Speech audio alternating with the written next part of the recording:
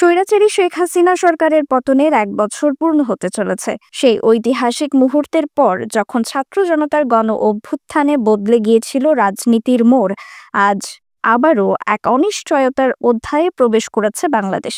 চারপাশে ফের জেগে উঠেছে উত্তেজনা, উদ্বেগ আর সন্দেহ। নির্বাচন সামনে, কিন্তু প্রশ্ন থেকেই যাচ্ছে, এই নির্বাচন কি আদৌ হবে? একদিকে প্রার্থীদের দৌড়ঝাঁপ, প্রচারের তোড়জোড়, অন্যদিকে ভেসে আসছে শঙ্কার সুর। নির্বাচন অনিশ্চিত এমন কথা ছড়াচ্ছে কান পাতলেই। আর এই ঘোলাটে আবহের মাঝেই বিএনপি নির্বাচন নিয়ে সর্বাধিক সরব, কিন্তু একই সাথে রহস্যে ঘেরা।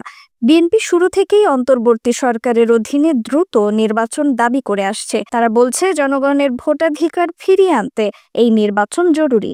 এজন্য সরকারকে চাপ দিয়ে যাচ্ছে একের পর এক, তহবিল চাও, তারিখ দাও, নির্বাচন করো।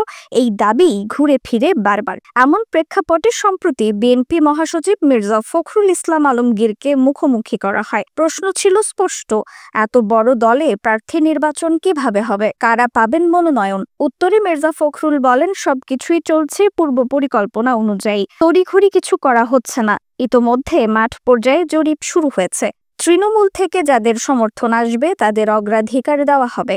এরপর সেই তথ্য যাচাই বাছাই করে মনোনয়ন বোর্ডে পাঠানো হবে। চূড়ান্তভাবে প্রার্থীরা ইন্টারভিউয়ের মাধ্যমে মনোনয়ন পাবেন। তবে আরেকটি প্রশ্ন ধীরে ধীরে গুরুত্বপূর্ণ হয়ে উঠছে। জুলাইয়ের আন্দোলনে যে ক্ষুদ্র রাজনৈতিক দলগুলো বিএনপির সঙ্গে রাজপথে ছিল, তাদের প্রতি দলের অবস্থান কি?